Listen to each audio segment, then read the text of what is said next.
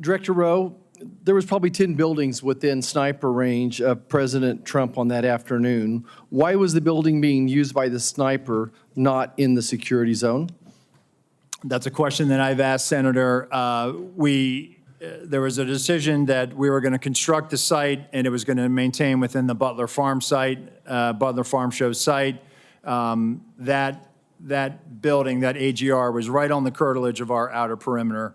And it's something that again, having been there and walked it, I had a hard time understanding. So there's no protocol that says anything within 300, 500 yards, direct line of the president, should be in or out of the security zone. There's not a protocol that describes that. So, Senator, what we try to do is we try to either control the high ground or mitigate line of sight concerns. Okay.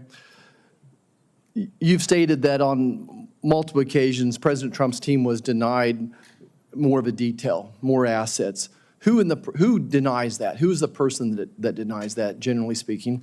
So, Senator, there's a process. Again, there's a conversation had with the detail. There's got to be a buck stopping. There's got to be someone. Who is the person? Is it a level within the D.C. agency? Is it someone in the Pittsburgh office? Who denies that? It has nothing to do with the Pittsburgh office, Okay. sir. It is a conversation between not only the detail, the field office, but also. I don't want to know the conversation. I want to know who makes the decision. The decision, sir, is it's our process between the Office of Protective Operations and the Office of Investigations. Is there a title for this position? It is called we affectionately call it the War Room, and it's where all of our logistics files into.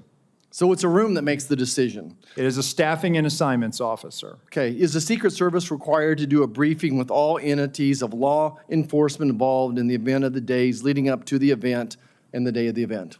We do a police meeting, sir, where we start the initial So it's required. process. Is it required? Is it part of your standard operating procedure? The police meeting is what initiates the advance, and that is what is required. Was this meeting held on that day? The police meeting took place on the days prior to that. Do you have documents of that meeting was actually happened? If we do, sir, I will get them to you. But you're saying that it did not happen on the day of the event.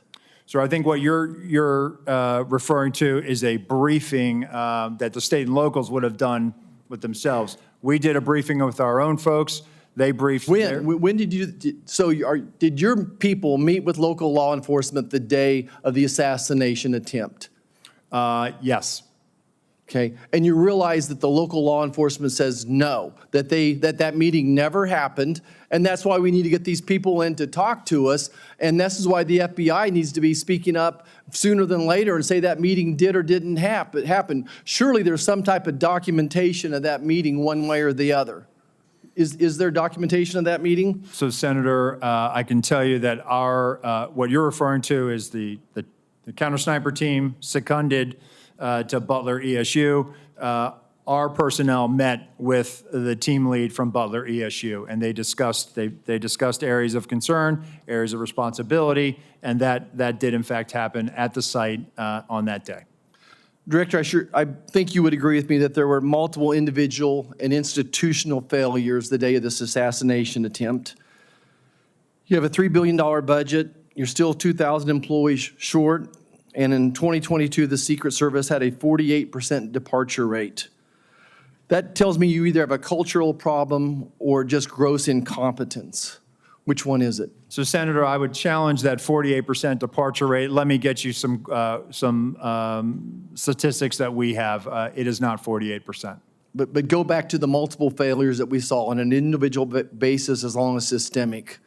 I think it proves that there's either incompetence or some type of a cultural problem within the SS. So, Senator, I know you're not calling our workforce incompetent, and I know we do not have a cultural problem. If anything, we are dedicated to making sure that we don't have mission failure. And let me get you the hiring numbers that we have, because I think you will actually see that, no, we've actually done very well fairly recently with trying to make sure that we have the numbers that we need. Of course, we need more people. Everybody does. But let me get you those numbers, and I think let your own eyes Would you see also disagree with me when it's reported that almost 50% of the rank and file officers don't trust leadership within the Secret Service? Senator, I think it's the right of every worker to talk bad about their boss.